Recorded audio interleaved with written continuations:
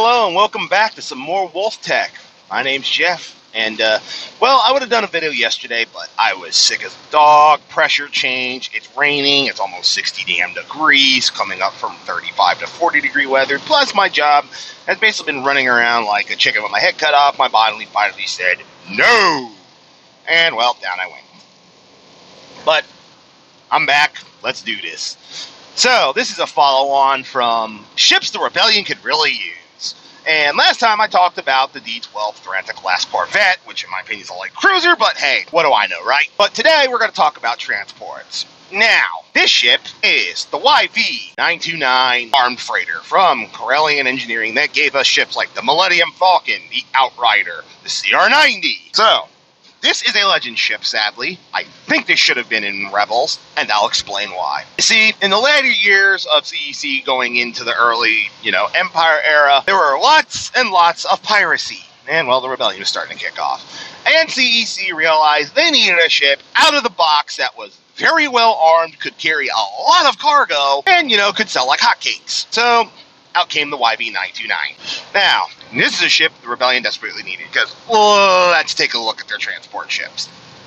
They had the Ghost, which could carry about as much freight as the Millennium Falcon, which is somewhere, if I recall correctly, around 50 metric tons. Oh, Jesus. Sorry, driver Tourette's. Got people doing stupid shit. Okay, there we go. Sorry about that, folks. These things do happen when I'm driving a truck. But anyways, you had stuff like Shadow that could carry some freight, but nowhere near as much. And then you had the Gallifrey. This ship, the one you see escaping from Hoth. You see, this thing, the Gallifrey, is generally a semi in space. It has a lot of cargo capacity, a very small crew, very, very thin shields, and a hyperdrive. And that's about it. Which is great if you've already secured a plan. You need to bring in a lot of materials in a hurry. But let's say, you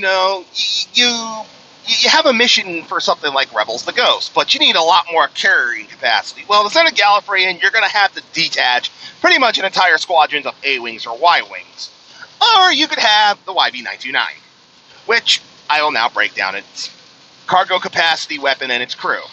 You see, this ship, according to the legends, according to Wikipedia, that's not Wikipedia, that's Wikipedia, the Star Wars, repository of information. This ship had a crew of 1 pilot and 4 gunners for a lot of weaponry. You see on these little stubby Outrider wings, those are 6 laser cannons. On the chin, that little turret you see there, it's a pair of ion cannons, and those turrets you see up in the shoulders, across the sides from the cockpit, those are light double turbo laser cannons. Maybe not as strong as something as, a CR-90 like the Tandy-4 would carry, but there are definitely some scary weapons that could basically turn a Gallifrey, this ship you see from Rebels that carries 4 to 6 TIE fighters, into Swiss goddamn cheese. And had a Class 2 hyperdrive with a backup Class 12, and with all this weaponry and the need for about 4 to 5 people to crew it, it could still carry 150 metric tons of cargo, which is about 2 to 3 times what the Falcon or the Shadow could carry. You're starting to see why I'm saying this is quite literally and I forgot, it also has concussion missile launchers, 4 of them, 2 in the front and 2 in the back. Now, it doesn't say how many missiles it could carry, but if I had to take a wild guess, I'd probably say 4 missiles per launcher. So, what you have is something that can do high priority, high threat level blockade running, cargo carrying missions that you don't need to quite necessarily send a CR-90, but you can still carry a bunch of cargo, pretty much have enough firepower to deal with anything up to an Architon, a Nebulum B, or a CR-90, and have a pretty good chance of kicking the crap out of it. And still carry 150 metric tons of cargo. I call that a pretty damn good package. In fact, if I was a Rebel, this would probably be the ship I would probably own. Now, yes, I know, it is about as ugly as a flying brick. In fact, that's what its nickname is, a flying brick. But it is a very heavily armed flying brick, and as we all know as CEC engineering, highly, highly customizable and modifiable. Now, what would I do with it? add about 3 turrets. I'd add one on the top, one on the bottom, one on the back with light laser cannons, basically for starfighter defense. It might take into a little bit of my cargo capacity, so instead of 150, I might be able to carry like 110, 120, but still, 120 metric tons of cargo. I am armed about as well as quite frankly, this is like the B-25 of the Star Wars universe. Decently well armed. Carry some cargo, or, hey, maybe, toss out some bombs, carry some missiles. And generally get where I need to go with some modifications. Oh, and yeah, I'd probably change out that Class 2 hyperdrive for a Class 1 or better if I could swing it. But other than that, that'd be the only changes I'd make to this ship. This ship is pretty much, as I said, a flying brick, but a heavily armed flying brick. And even in Legends, Rebels used these ships. How many they had, I couldn't tell you, but they did use them. And for good reason. And a lot of people in the Outer Rim during the Empire era, considering there are, again, lots of piracy, lots of bandits, tended to use them.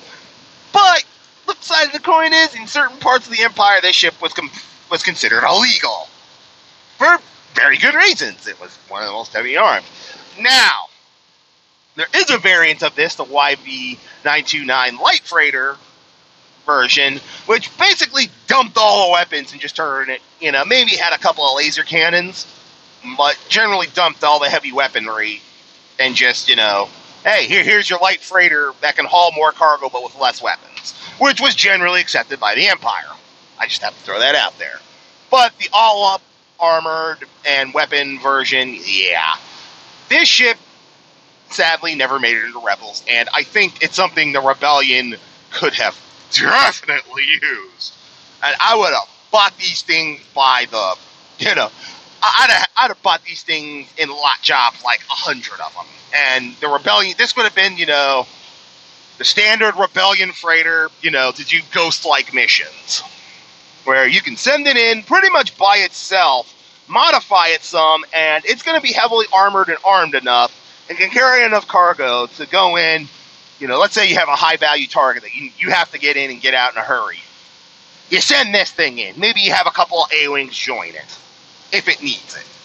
It comes in, it can fight its way in, it can, pretty much, with concussion missile launchers, batten down the, shields of an Arcane, nail with its ion cannon, completely disable it, go in, do its mission, fight its way through some TIE fighters, pretty much knock the crap out of them. Pick up its cargo, turn around, fly away, and do it by itself.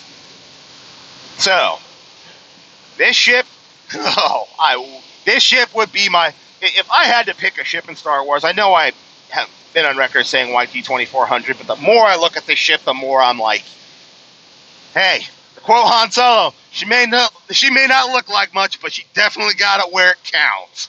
And I'd make some special modifications myself, which wouldn't be very much. But anyways, the freighter that the Rebellion needed. I'm Jeff. Please leave comments below. What do you think about this ship? Would you like me to do another ship that the Rebellion might need?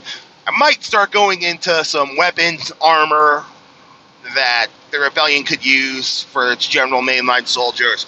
I hope you all enjoy this video, and I'll catch you all next time.